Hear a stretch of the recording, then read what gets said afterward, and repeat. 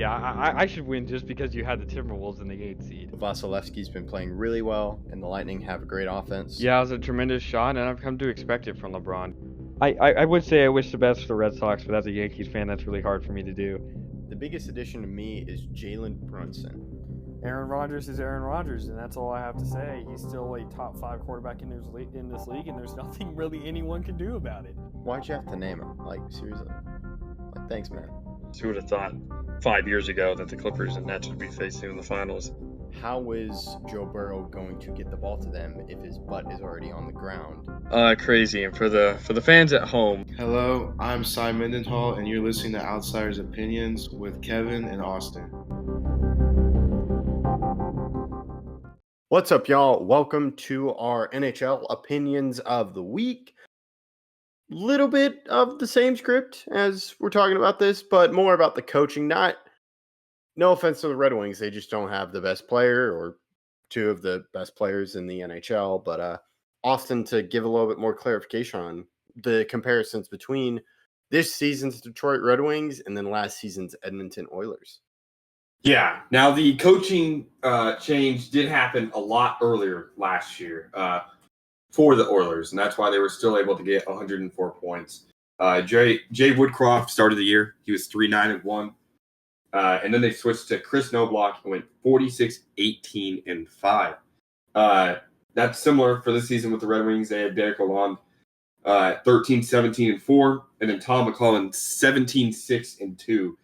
17-6-2, that's one of the best records in the NHL over that time span.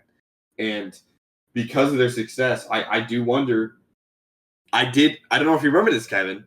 Before the year started, I predicted the Red Wings to make the Stanley Cup final. Do you remember that? No, I do not remember that. I'll find a piece of paper, but I did predict them to make the final. And while I did not expect a coaching change, it obviously is helping my chances for that to occur. Yeah, and talking about the Red Wings, they did this is the second year of Patrick Kane with the Red Wings. I think it was late in the year the Red Wings signed Kane last season. It is the second year because the year before he also wasn't with Dallas, but he was with the Rangers.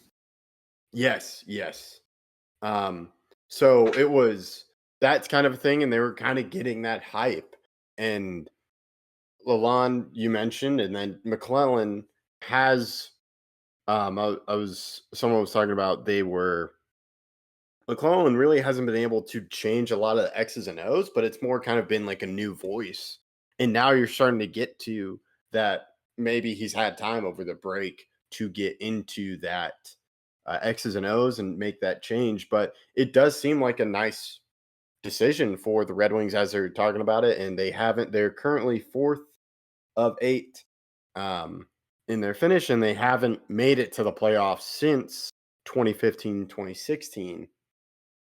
And yeah, we'll see what happens, but very weird. But also maybe this is a current change we see, because I wouldn't suggest firing coaches in the middle of the season and promoting someone new, but it has worked for Edmonton and now Detroit right now.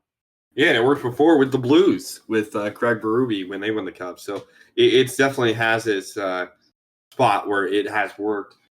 Eventually, we are going to do a video on the Rangers because they're struggling right now. They're out of the playoffs. I don't know if you know that, but they're the first team out of the playoffs in the East. But I want to figure out why this works so many. Is it just teams get a new voice and it amps them up to keep or to start trying harder? I don't think they start trying harder. I just don't know why this seems to always happen every year with new head coaches in the middle of the season. It's the majority of years I've been around hockey. There's been a team that's fired their coach and then had a lot of success afterwards. Yeah, and you could even talk about it wasn't firing with Jim Montgomery with Dallas. It was he left for personal reasons, Rick Bowness, and then COVID and that happened, but the Stars were playing well still. I don't think it's an X's and O's change. I view it as sort of it's a breath of fresh air. It's not, I think new voice doesn't mean it's better over the long term, but maybe during the season, players are like, "Oh, this is different. This I like this more," or it's just different, and like I feel more amped up. Because I do think with hockey, there are X's and O's, but I also think we've talked about it before. It's just a lot of effort. And I'm not saying they give more effort, it's just they feel differently. And the coach kind of sees what the other coach was doing. Is like, what if I tweak that a little bit? They can't have a complete overhaul, but kind of, hey, I'm going to mix these lines together and see what works.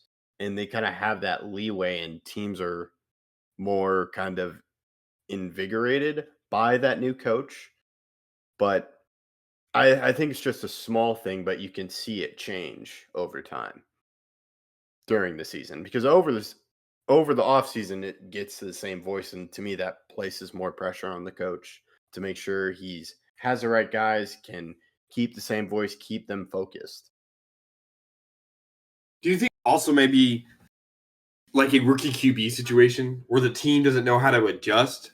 Like opposing teams don't know necessarily how to adjust because they switch the game plan around. Like there's a different way that they play because they're coached differently. So do you think that could be part of the reason as well? Is that they're not used to how the coach plays or how the players play with this coach?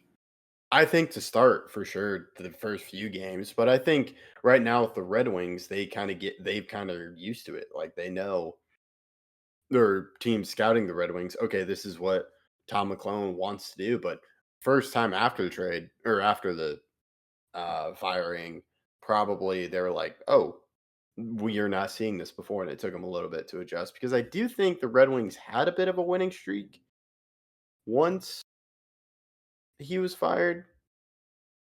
As I look at their schedule right now, It wouldn't because surprise me if they did. what was the date he was fired? Let me figure that out. Want to say it was like November. Or no. He was fired. Of course. I would say it's just December 27th? no. December. Okay, December 26th is the day he was fired. Okay.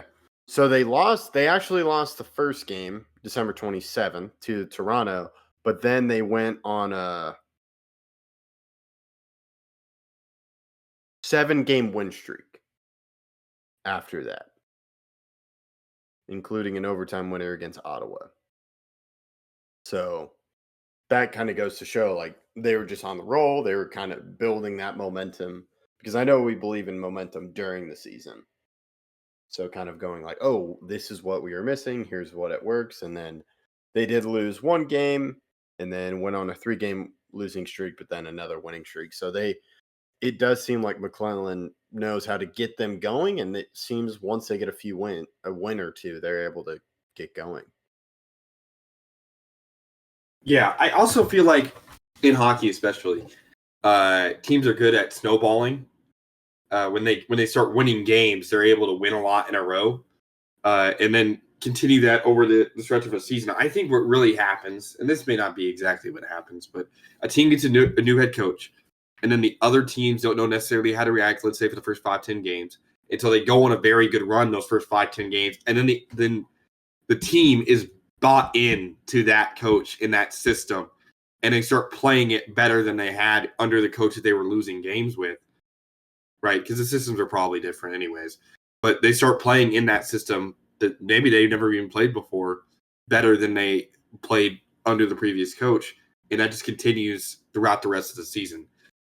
I just feel like it's momentum that's getting built over the year. And after you're bought into a coach that you now believe in, I think that helps reinvigorate the roster to perform better. I feel like right before a coach gets fired, I think the locker room knows like he's on the chopping block in most cases. And that kind of the players feel that negative energy, and that can kind of impact their play.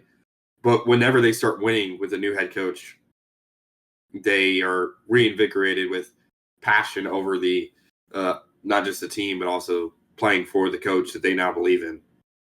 Yeah, I think that's a great way of saying it. They buy in because like, oh, we're winning so much, which could just be some of the things you mentioned, and then they're like, okay, let's listen to him, and then they listen to him, and then depending how the season goes and off season, things could change. But any final thoughts? No. All right, that is all we have. Let us know your thoughts in the comments. We appreciate you listening to Outsiders Opinions.